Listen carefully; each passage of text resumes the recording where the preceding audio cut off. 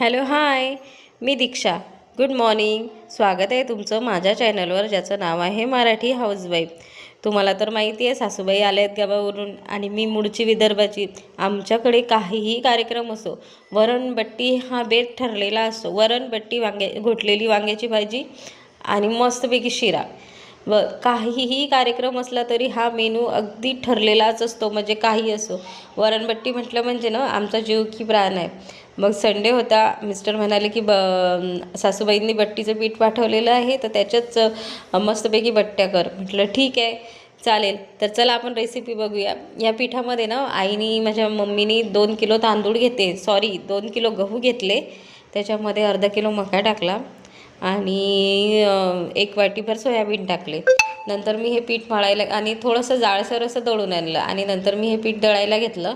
त्याच्यामध्ये थोडी हळद टाकली, ओवा टाकला, अजून सोडा टाकला आणि चवीप्रमाणे मीठ टाकलं आणि मस्तपैकी कळकळीत असं गरम केलेलं 2 पळी तेल टाकलं आणि नंतर हे पीठ मस्त हवं तेवढ्या पाण्यामध्ये भिजवून घेतलं आणि नंतर असे त्याचे छोटे छोटे गोळे करून घेतले आणि त्या छोट्या छोट्या गोळ्यांच्या अशा पुऱ्या लाटून घेतल्या आणि त्या पुऱ्या अशा मध्ये तेल लावून 3 पुऱ्यांचे असे गोळे तयार करून घेतले. आणि मी जास्त प्रमाणात केले नव्हते, त्याच्यामुळं मी कुकरमध्ये शिजवून घेते.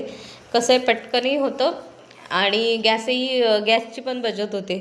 त्यामुळे मी त्याच्यामध्ये पाणी घेतलं, पाण्यामध्ये थोडं मीठ टाकलं आणि मस्तपैकी हे गोळे लावून दिले आणि मोठ्या गॅसवर 1 शिटी आणि लहान गॅसवर 2 शिट्या होऊ दिल्या आणि मस्तपैकी हे गोळे असे तयार झाले. नंतर त्यांना चाकूच्या मदतीने कापून घेतले आणि मस्तपैकी कढईमध्ये तेल ठेवलं आणि तळून घेतले. तळायचं असं आहे की तुम्ही थोडं मोठ्या गॅसवर तळू शकता आणि थोडं एखादा मिनिट झाल्यानंतर गॅस कमी करून द्यायचा आणि मस्तपैकी असे तळून घेतले. आमच्या इथे वरणभट्टी म्हटलं ना तर खूप म्हणजे सगळ्यांनाच आवडते. अगदी पाहुणे रावणे आल्यानंतर आमच्याकडे हमखास हा बेत ठरलेला असतो.